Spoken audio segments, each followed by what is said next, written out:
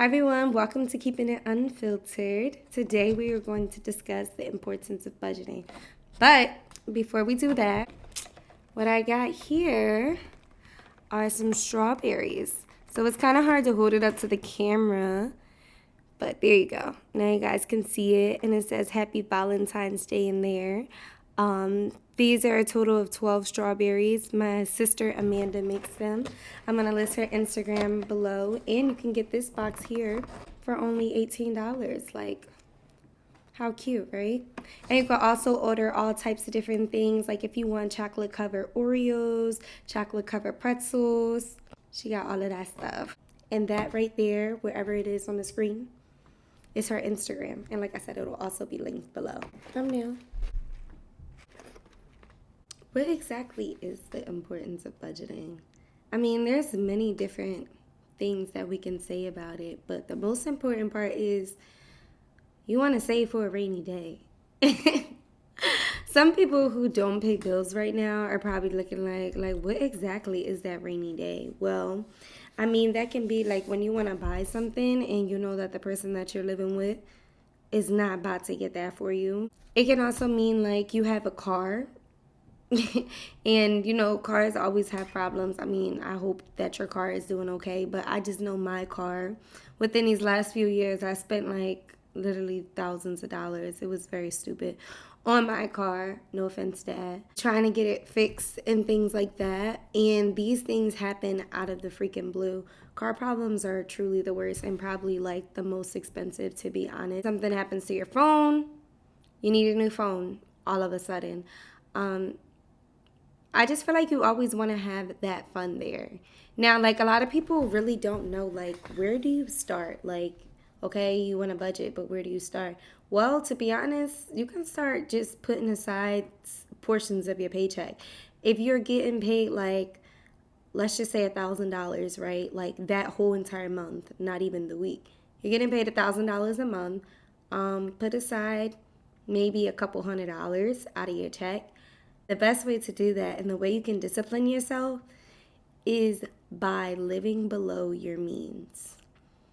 Let's talk about it. So, living below your means means instead of getting Starbucks every day just because you can afford it, buying your own coffee at home. I literally live by this. I'm not gonna lie and act like I never get Starbucks. I love Starbucks. But you know, like the iced coffee that you could get at Starbucks, I've literally bought my own iced coffee. Big thing.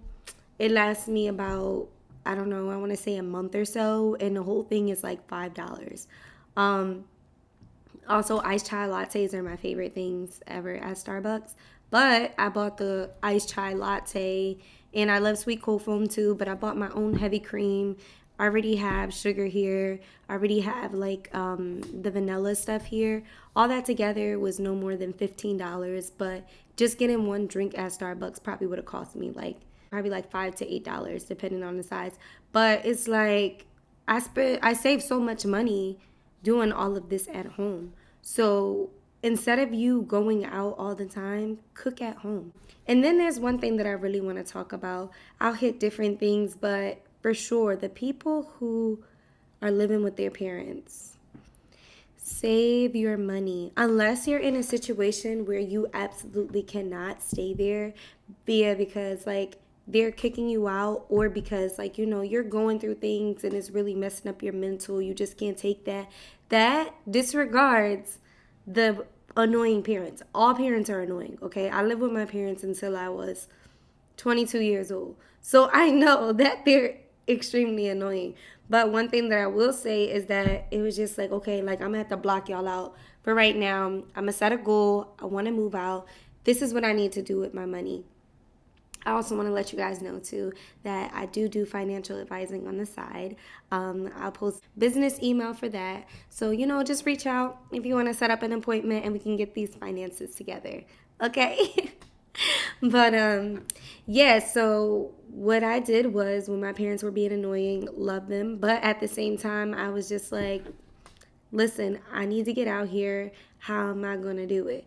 And I knew I wanted to buy a house too. Like, you can set big goals like that. Don't ever sell yourself short, especially if you know that's something that you want. Obviously, a house comes with more maintenance than an apartment, but like, if that's something that you have a goal to do, you can freaking do it. I'm telling you that.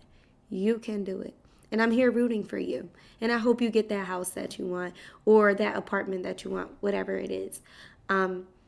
So I sat there, did some research, tried to figure out how much do I want to save up. That was the first goal. So you want to buy a house or you want to move out to an apartment. How much do you want to save? Then, depending on how much you're getting paid, you start setting up a budget.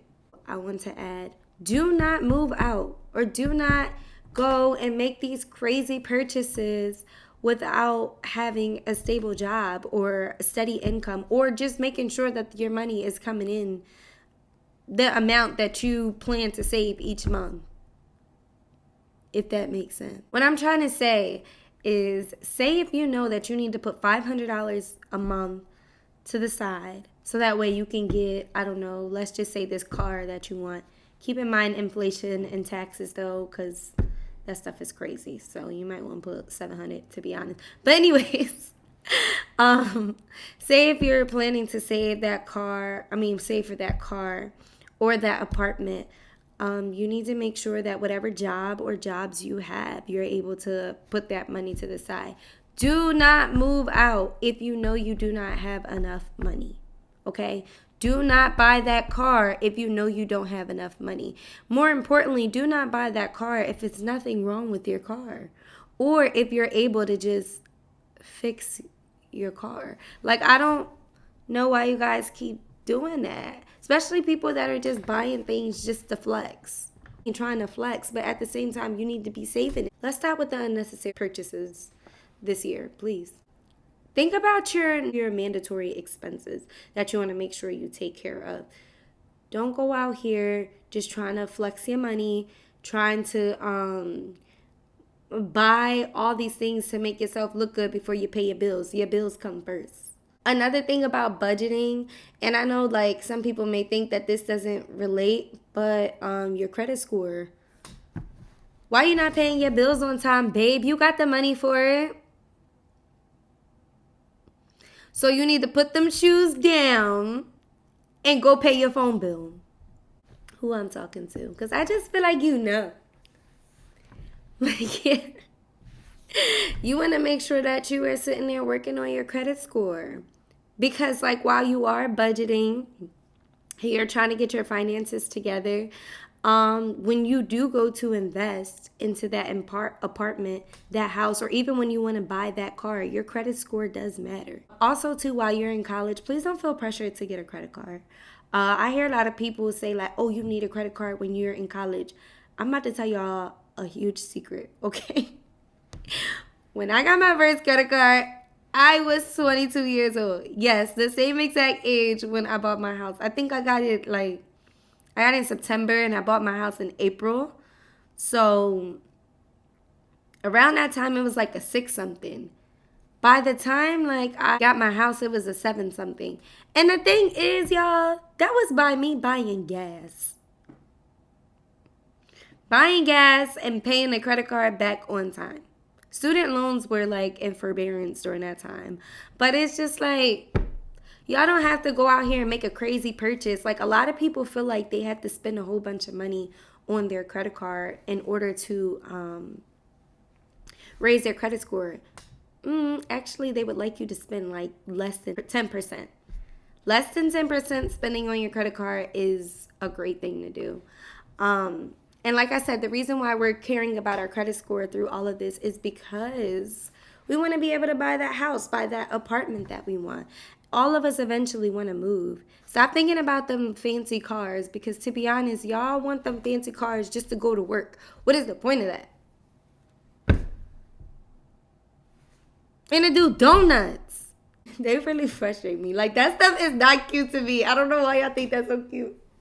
But to do donuts is crazy. A big thing I want to say is don't go broke trying to keep up with your friends, because they're not going to tell you how much money they got. That's a secret that I just want you to really know.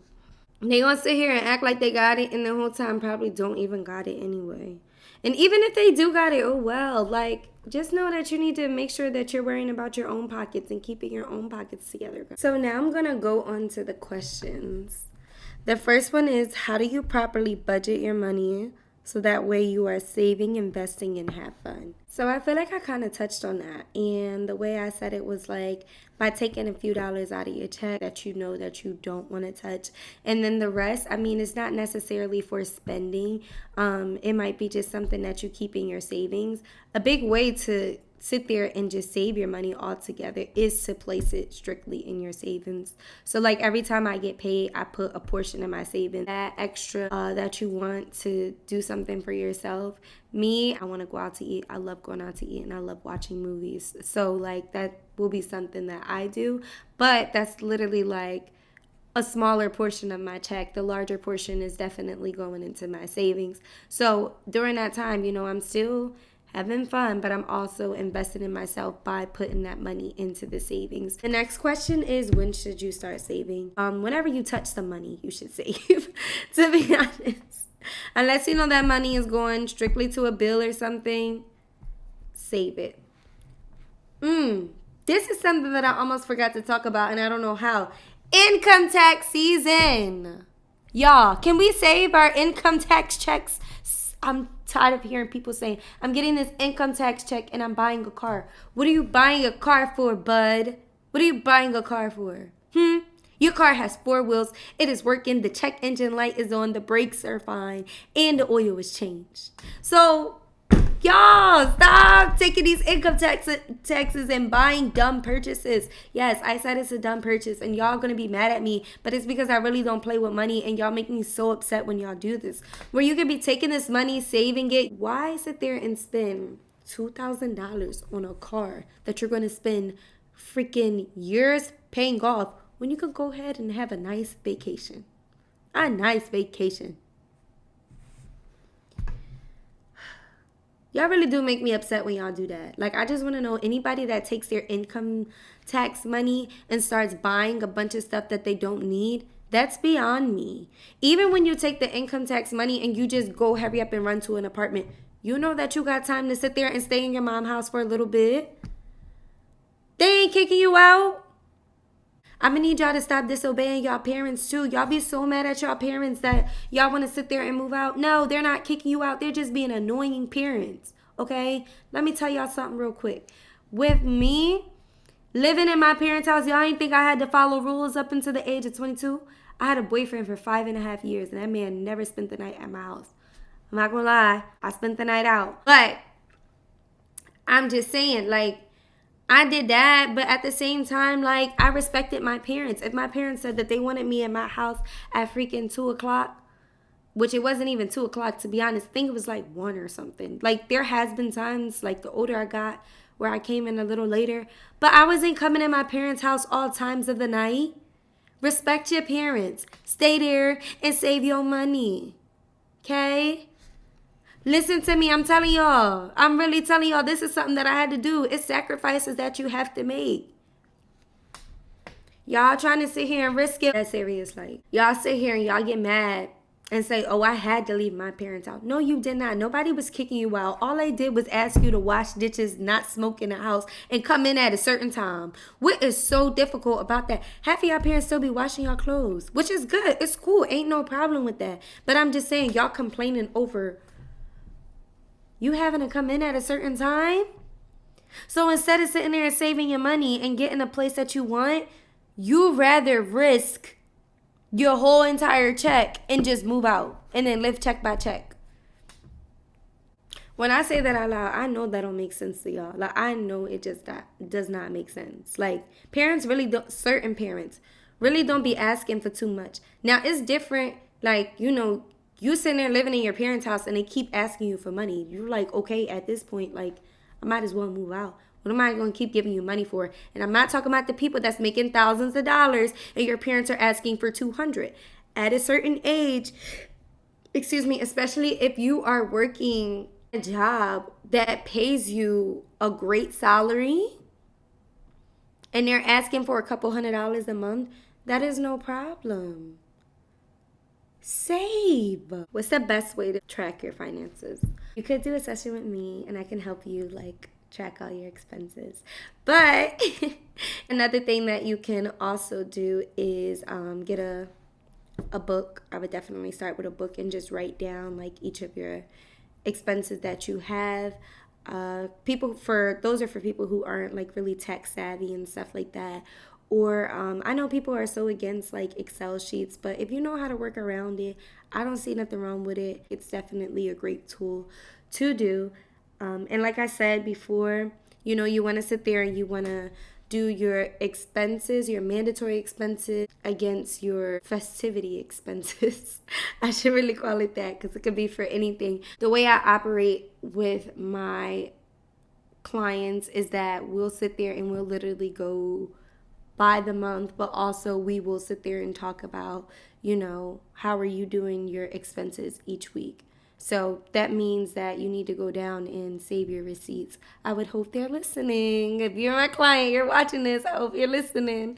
But you should definitely be looking at those receipts and you could track it every day, every week, up to you. But it definitely helps to sit there and look at those numbers and see like, wow, I spent this much money on this object when I could have sat here and had it at home instead of buying it every day. Like food. You can honestly buy $100 worth of food at the supermarket that lasts you a couple weeks, especially when you are by yourself, or maybe a week. Like some people push it, but I'm not against frozen vegetables. I will buy frozen vegetables because they last longer. Fresher vegetables, they tend to spoil very easily. But guess what? When I'm on like the whole weight loss journey thing, I tend to lose the same amount of weight as I would if I bought fresh vegetables that would expire way easier. To be honest, in 2023, I just feel so good about this year. I feel like we're all going to be going on a great track. We're going to get our finances together. We're going to get ourselves together. We're going to keep glowing and growing, okay, baby? Yeah. But that wraps up everything for this episode of Keeping It Unfiltered. The importance of budgeting. Like I said, listed below, I'll put my email for my advising, which is mlb.advising@gmail.com. And then you guys can email me. My Instagram is down there too. Feel free to DM to contact me through that too. And please don't forget to get your strawberries. I was eating a few of them, but I had to eat that off camera, y'all, because I was going. It's a little embarrassing. Not really because it was embarrassing. I just didn't feel like talking and eating at the same time to keep it a bean. Please be sure to comment, like, and subscribe. I hope you enjoyed this episode, and see you next Thursday.